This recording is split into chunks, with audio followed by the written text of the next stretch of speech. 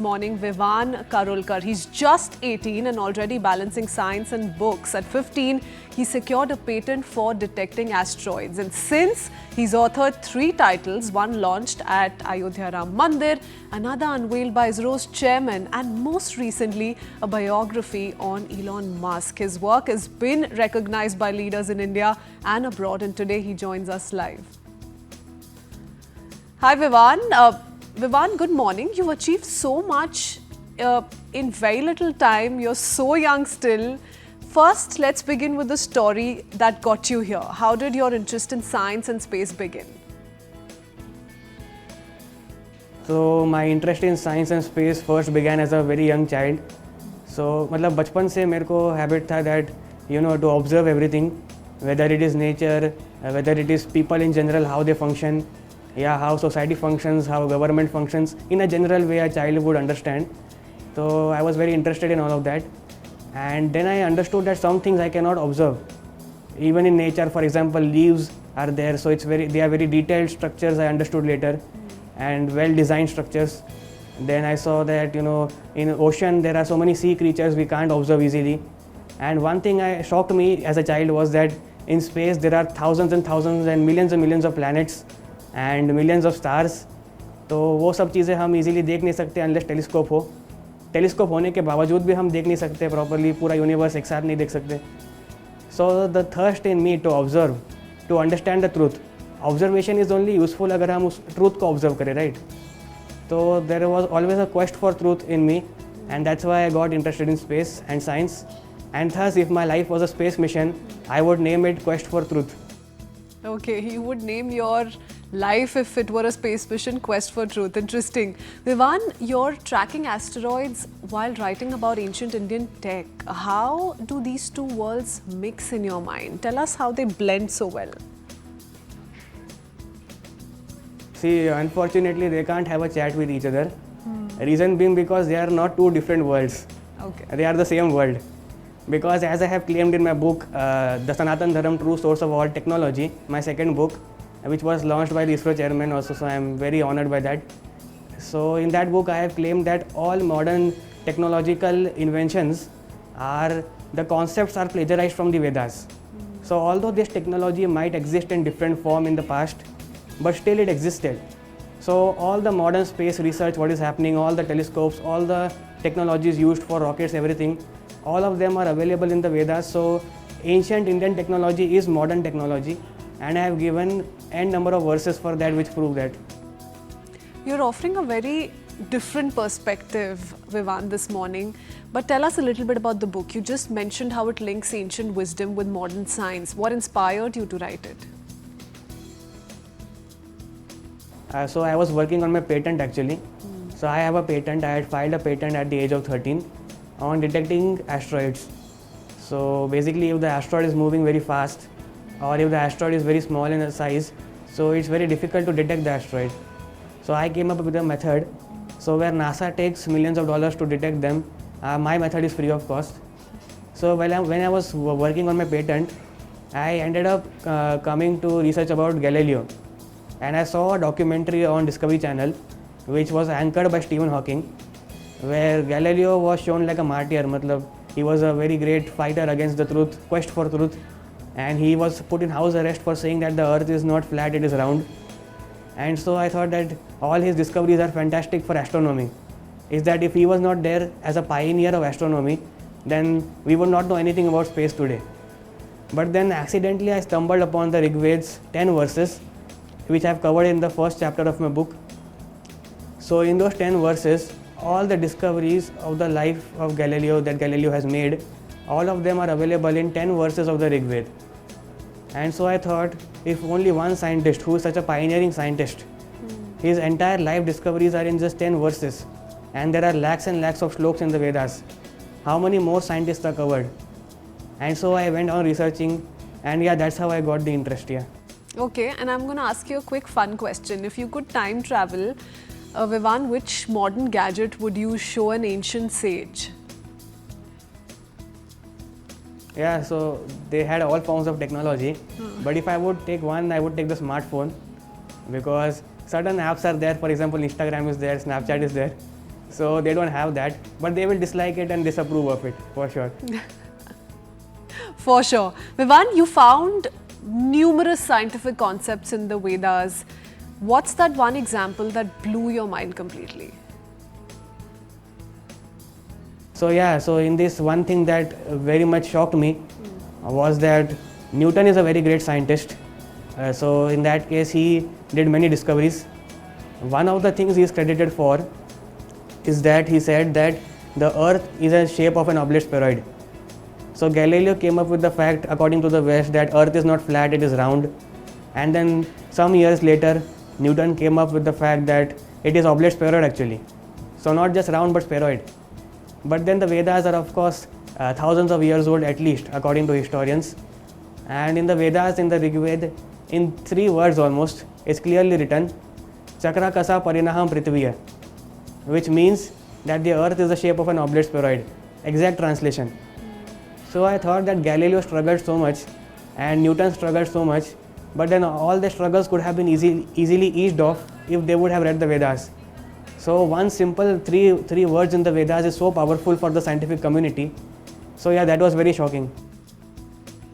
Vivaan, you went from atheism to exploring science through spirituality. Was this a sudden shift? Was this a life-changing moment that contributed to the shift, or was it a slow one?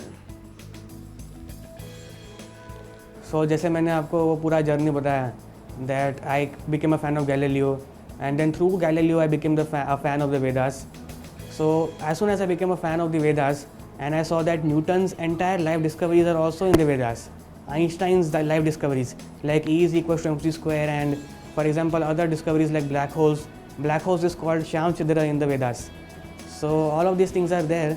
So I thought that a civilization which wrote the Vedas, which has such scientific glory. Now the only reason I was atheist was because of science. But then I saw that if they have such high scientific glory and they are claiming so heavily that there is so many gods and then there is also Parameshwar and everything, so there must be some truth to the claim. So I went again for that quest of truth, and then I saw different philosophies, and all the questions I had as an atheist to disprove the existence of God even theologically, even those were destroyed in a very short span of time. And so I thought that all the questions that atheists ask can be answered. So if any atheist is not biased, then they shall accept the answers and then approve that there is God. So that's how the transformation happened. It was a sudden transformation, only like a few weeks. Vivaan, can I just start by saying you don't sound like an 18-year-old, but at 18 you've achieved so much. So for all those watching, seeking some inspiration, tell us a little bit about your success mantra. You juggle school, writing, research, speaking. How do you stay motivated all the time? No, it's actually just I have interest in the subject, and it's like whenever we have interest, so Yeah. no matter how hard it is, we can do it. And also, I mean, as I have went deeper and deeper into the philosophy of the Vedas, so I have understood that ultimately, if we see the definition of Sanatan Dharam and if we see the conclusion of the Vedas, it is that the purpose of human life is ultimately to serve God. And so we can do that in any form we want. So if somebody is interested in painting, so he can use painting to serve God. Or if he is interested in science, so he can scientifically prove the existence of God. Or if he is interested in mathematics, he can use that to prove God. Or philosophically he can do that, historically he can do that. If he is interested in history, so he can prove that Mahabharata and Ramayana are history, for example. So we can use anything to serve God. So I am interested in these subjects, and when I realize that I'm using these to serve God in the best way I can, so that is very inspiring. Like I said, you don't sound like you're 18. But Vivaan, your book was also launched at Ayodhya Ram Mandir with support from dignitaries. Did you see that coming? How did that feel? Yeah, so it was mostly unexpected. Although I hope that the book would spread and then प्रचार हो and ये सारी चीज़ें, मतलब how much ever I can do. But then it was unexpected. It happened so fast, and it happened with such intensity. So like on 22nd January 2024, on the day of Ram Lalla's Pran Pratishtha, my book was placed in the Garbhagriha. And in November 2024, ISRO chairman, he had launched my book in a program in Delhi, along with RSS chief Mohanji Bhagwat. They both had together launched my book. So my first book was launched in Ayodhya Ram Mandir, and second book was launched by ISRO chairman and RSS chief. So that was very big. Both were very big moments for me. And then tell us about the biography you've written on Elon Musk. What qualities about him do you admire so much? What lessons did you take? Tell us a little bit about that journey. So Elon Musk has many qualities actually, which I have mentioned in my book. But one of the main qualities that I admire is that he is a visionary, and he also knows how to act on the vision. And he has acted in like many visions that he had for humanity. For example, in terms of AI, or in terms of space exploration itself, or in terms of transportation.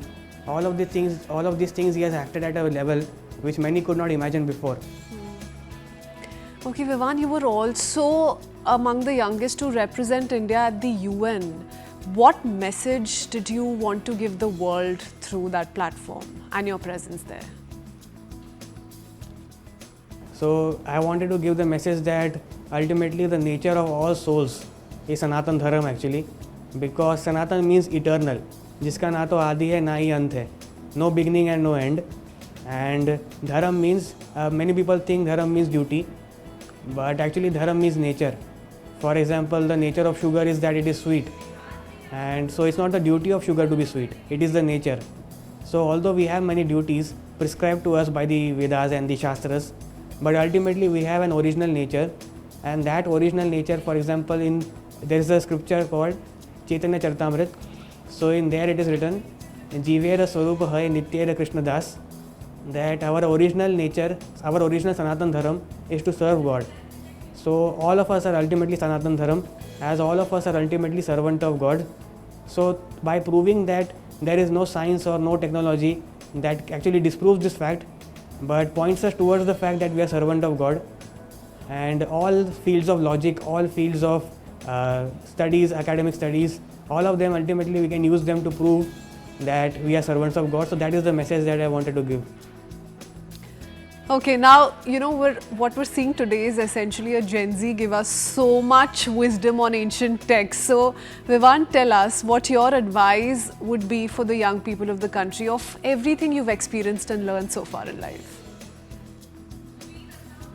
Advice to the Gen Z is that whether you're writing a book or whether you're working on an innovative project, find a very big reason to work on it, so that you will have the spirit and the inspiration to stand for it, and also you will be going very deep into it, so that any argument that is put against you, or anything that is there to anyone that is there to critique your work, so you can handle that very easily.